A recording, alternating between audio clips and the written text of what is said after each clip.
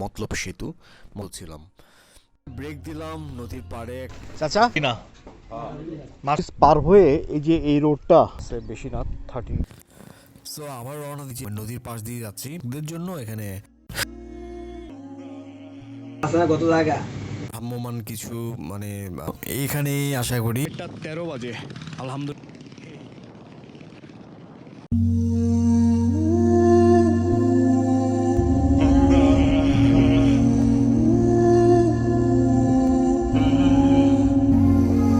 আসসালামু আলাইকুম রহমতুল্লাহ।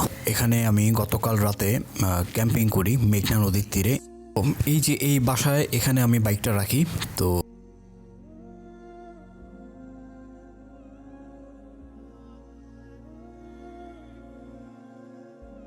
এই বাড়িতেই আমাকে গতকাল রাতে ইনভাইট করে খাওয়াইছিল আর কি। সিকিউরিটির জন্য বাইকটা ভিতরে রাখি। এই বাড়িতে আর কি বাইকটা রাখছিলাম। যে কারণটা বলি, মেঘনা নদীতে অনেক সময় ডাকাতি হয়, তো এটা একটা রিস্ক ছিল। এই জন্য গাড়ির মালিক আমাকে বললো আপনি এটাই ভালো হবে। ওকে, আমি এগুলো সব এখন প্যাক করে ফেলবো। তার আগে এনজয়, তো এই ফাঁকে আপনারা এনজয় দ্য সিনেমাটিক শট।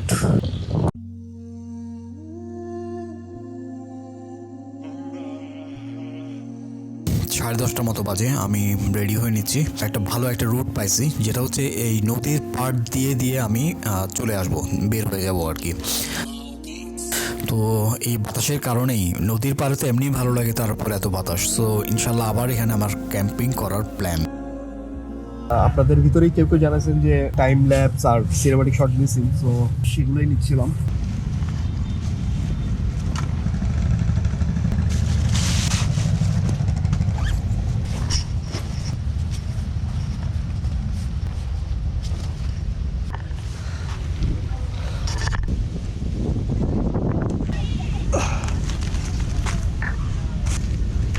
হ্যাঁ, এইগুলো ক্লিপগুলো এদিক দিয়ে বালুগুলো বাইর করবা।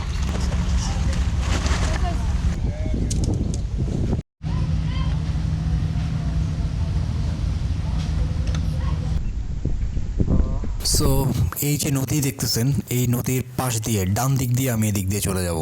তো এটা যখন আমি জানতে পারি আমি খুব এক্সাইটেড হয়ে উঠি যে নদীর পাড় দিয়ে বাইকিং করা এটা আসলেই একটা মানে থ্রিলিং, অ্যাডভেঞ্চারাস হবে ইনশাল্লাহ। বিসমিল্লাহ, রওনা দিলাম।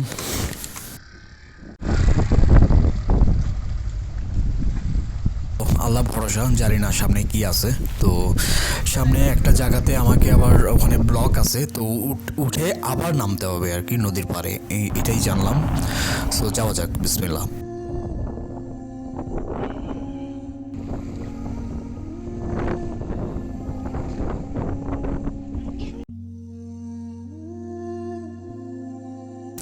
সো প্রথম বস হালকা পাতলা ছোট, তো সমস্যা হয়নি, ইনশাল্লাহ পার হয়ে গেলাম। তো এদিক দিয়ে উঠে যেদিক দিয়ে উঠলাম এটাকে বলে নয়া বাজার সম্ভবত, বা নয়া নগর।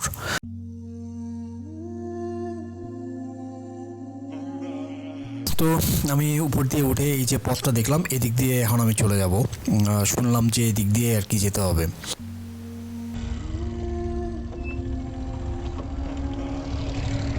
আচ্ছা, এই যে শর্টগুলো দেখতেছেন, মাঝে মাঝে এই শর্টগুলো নেওয়ার জন্য আমাকে কষ্ট করতে হয়।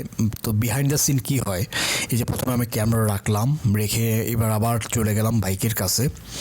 তো বাইকের কাছে গিয়ে এরপরে আবার বাইক নিয়ে এসে ক্যামেরার সামনে দিয়ে পার হয়ে গেলাম। তারপরে বাইকটা রেখে বাইক থেকে নেমে এবার ক্যামেরাটা নিলাম। তো ক্যামেরাটা এর ভিতরে যদি চুরি হয়ে যায় তো ওকে, তাহলে তো গেলই।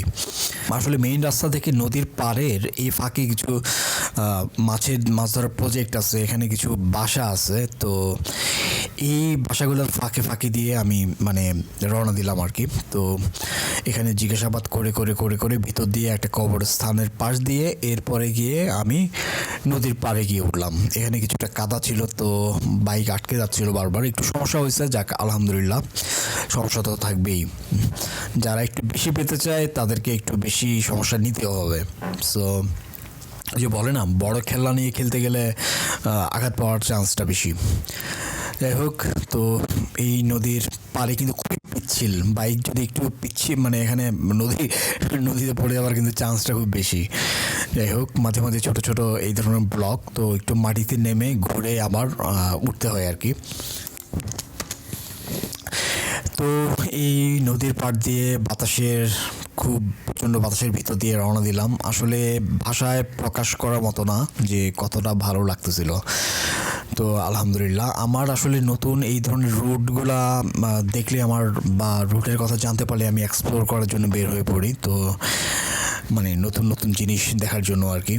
তো এটাও আমার একটা স্মরণীয় হয়ে থাকবে আর কি, এই রুট দিয়ে আসাটা।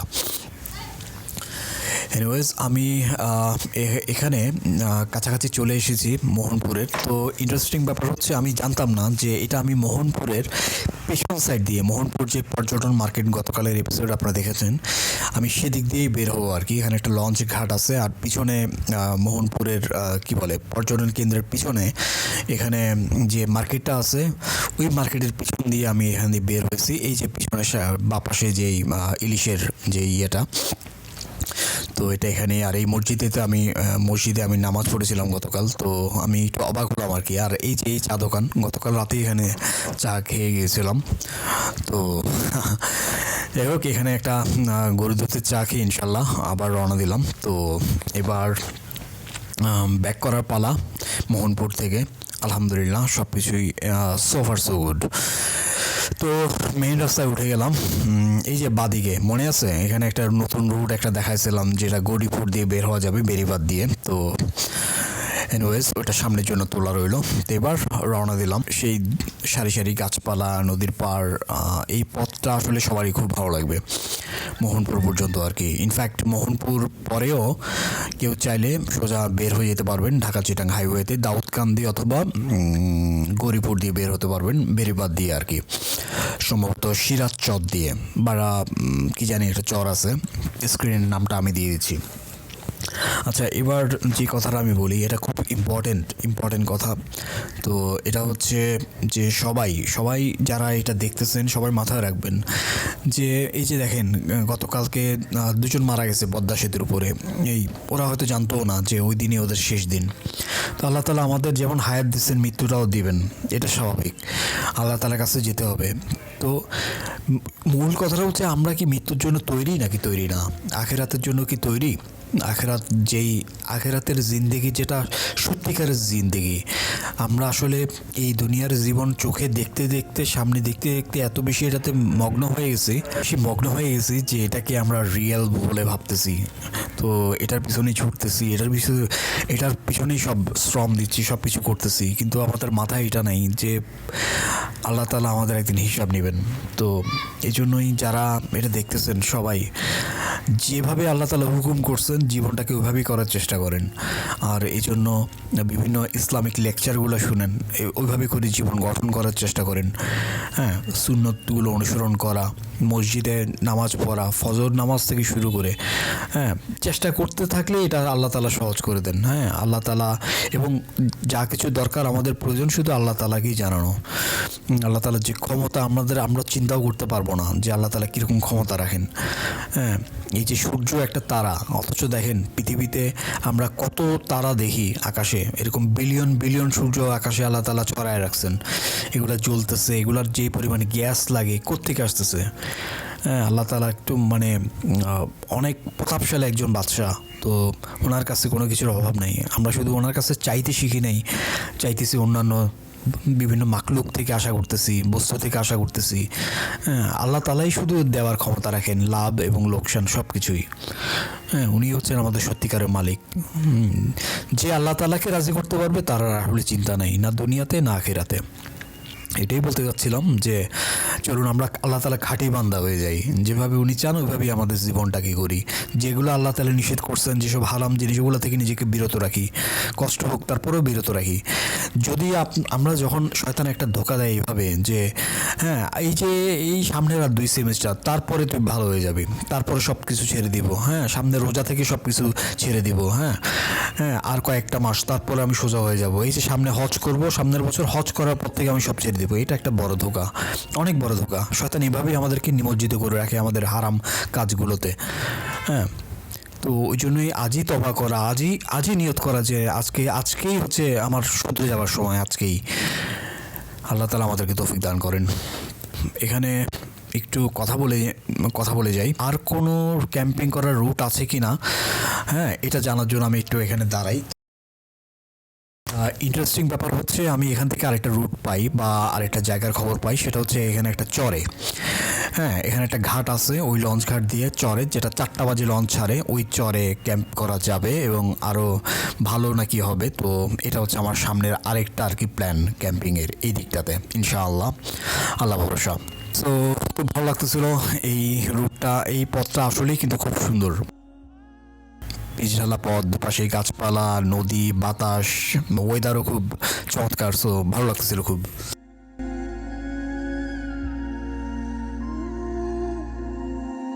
দুপুর হয়ে গেছে, খিদা লাগছে। আমি আমিরাবাদ বাজারে, যেটা মাঝামাঝি আর কি, ওখানে চলে এলাম। এখানে গতকালকেও খেয়েছিলাম পাঙ্গাস মাছ দিয়ে, খুবই সুস্বাদু ছিল খাবারটা আর কি। তো এখানেই ব্রেক দিলাম, খাবারটা খেয়ে নিই। আজকে হচ্ছে রুই মাছ দিয়ে খাবো ইনশাআল্লাহ।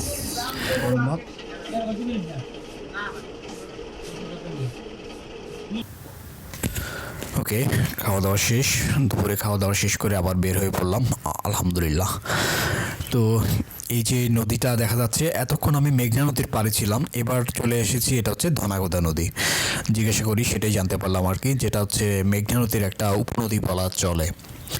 তো এই যে এখানে গাছের ছায়ায় একটু আমি দাঁড়ালাম নদীর পাড়ে, এটা হচ্ছে চরমাছুয়া গ্রাম এবং এখানে একটা মাচা রাখা আছে। তো আমি খুব মুগ্ধ হলাম আর কি জায়গাটা দেখে, গাছের ছায়া, ইচ্ছে হলো যে কিছুক্ষণ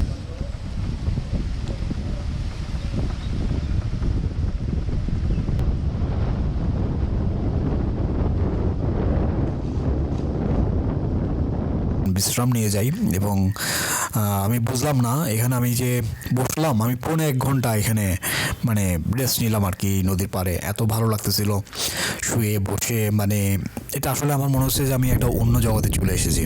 1টা বাজে, 1.5 ঘন্টা আমি এই জায়গাটায় বসে আছি, মানে সময় এখানে থেমে যায় আর কি, এত ভালো লাগে। মাছ ধরা কতগুলো খাঁচি দেখা যাচ্ছে। ওকে, আমি 4K-তে করতেছি, তো আশা করি। এবং ভালো লাগতো, এবং চিন্তা করতেছিলাম যারা এখানে থাকে মানে কত মানে আরামের তাদের জীবন।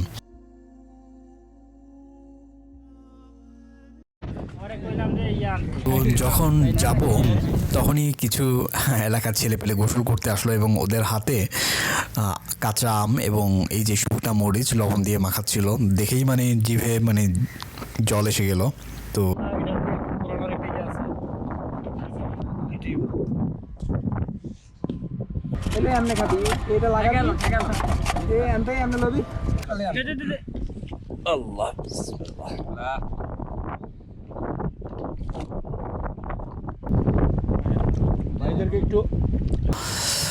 এরপরে চলে যাওয়ার সময় চলে এলো। তো আমি চলে গেলাম ওদের থেকে বিদায় নিয়ে এবং আবার চলে এলাম। এটা হচ্ছে পরদিন, ইয়াস, ওরা আমাকে ইনভাইট করে রেখেছিল, ভাই আপনি আসতে পারেন, এখানে থাকতে পারবেন, ক্যাম্পিং করতে পারবেন। সো আমি ওই দিন চাঁদপুর চলে যাই এবং কাজ ছেড়ে আবার চলে আসি পরদিন। তো এখানে রাত আমি ক্যাম্পিং করার স্পট থেকে এখানে চরমাছুয়া গ্রামে এখন আমি খেতে যাচ্ছি। তখন প্রায় রাত 8:30 9টার মতো বাজে। বাড়ি দিয়ে এই যে দুপাশে ছোটো দুটো দোকান আছে, এদিক দিয়ে মেইন রাস্তাটায় উঠে আমি চলে গেছি আমিরাবাদ বাজারে, যেখানে দুপুরবেলায় আমি খাওয়া দাওয়া করেছিলাম আর কি, লাঞ্চ করেছিলাম। তো ওরাই বললো, ভাইয়া এখানে কোনো হোটেল নেই, আপনি এখান থেকে খেয়ে আসতে পারেন আর কি, ওই যে এলাকার ছেলেগুলো আর কি। এখানে খাওয়া দাওয়া করে নিলাম, তারপরে ব্যাক করা শুরু করলাম। আজকে চাঁদ উঠেছে, পূর্ণিমা। তো আশা করি পূর্ণিমা রাতে খারাপ লাগবে না। এই নদীর পাড়ে বালি এরিয়া আছে এখানে, তো এই জায়গাটাতে ক্যাম্পিং করতে ইনশাল্লাহ আশা করি ভালো লাগবে। আর পাশাপাশি প্রচুর বাতাসও আছে। তো এই চাঁদের আলোর নিচে আমি ক্যাম্পিং করা শুরু করলাম। এলাকার দুই তিনজন ভাই ব্রাদার ওরা আসলো, দেখতেছিল আমি আসলে কি করতেছি, উৎসুক জনতা। তো ক্যাম্পিং আমি সেট আপ করে ফেললাম, মোটামুটি সব কিছু রেডি। তখন প্রায় 10টা 10:30 বেজে গেছে। অনেক সময় ঝড় তুফান হয়, ওই জন্য তাবু উড়াই নিয়ে যায় অনেক জায়গায়। এখন রাত হচ্ছে 2টা বাজে প্রায়। তো সংক্ষেপে সব কিছু বলে ফেলি। এলাকাবাসীর সাথে বিভিন্ন জনের সাথে কথা বললাম, পরে থাকার ব্যবস্থা হইলো, এখানে থাকলাম, এখানে ক্যাম্প সেট আপ করলাম। তারপরে রাতে তো খাবার খেয়ে আসছি। তারপরে এখানে অনেক 4-5 জন আসছে, ওদের সাথে অনেকক্ষণ কথা বললাম। এরপরে আবার আরও 2 ভাই আসছে এলাকার, ওরা আন্তরিক এলাকার। কালকে ওরাই আমাকে ইনভাইট করছিল এখানে থাকার জন্য বেসিক্যালি। তো ওরা এতক্ষণ পর্যন্ত ছিল। তো আবার 2 ঘন্টা আবার ফটোশ্যুট করলাম। আজকে তো চাঁদ আছে, তো ওটার চেষ্টা করলাম। এই করে 2টা বাজছে আর কি। তো এখন একটু ফজর পর্যন্ত একটু দেখি, হালকা একটু ঘুমাবো বা রেস্ট নিব। দেখতেছেন, thank you for watching this video. See you tomorrow. আস্তা লা ভিস্তা।